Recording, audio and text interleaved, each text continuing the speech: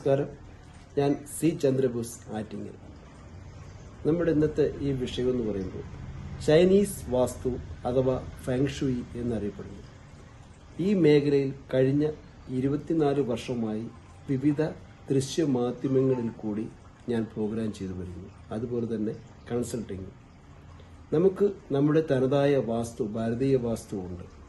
എങ്കിൽ പോലും ഭാരതീയ വാസ്തുവിൽ ഇപ്പോൾ ഒരു വ്യക്തിക്കോ ഒരു സ്ഥാപനത്തിനോ ഒരു വീടിനോ ഏതെങ്കിലും രീതിയിലുള്ള ബുദ്ധിമുട്ടുകളും പ്രയാസങ്ങളും മനുഷ്യജീവികൾക്കുണ്ടാകാം. ഒരു പക്ഷേ അത് ബിസിനസ് തടസ്സമായിരിക്കാം, അതല്ലെങ്കിൽ വിദ്യാഭ്യാസമായിരിക്കാം, വിവാഹമായിരിക്കാം, അതുപോലുള്ള വിവിധങ്ങളായ പ്രശ്നങ്ങൾ ഉണ്ടെങ്കിൽ അത് വാസ്തുദോഷം കൊണ്ടാണെന്ന് ഒരു വിഭാഗം ആൾക്കാർ വിശ്വസിക്കുന്നു.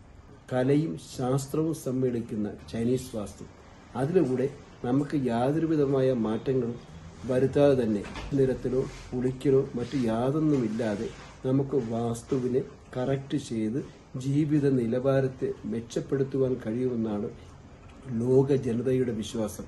ആ വിശ്വാസത്തിലൂടെ തന്നെയാണ് ഇന്ന് കേരളത്തിലെ ജനങ്ങളും ഫോളോ ചെയ്ത് മുന്നോട്ട് പോകുന്നത്.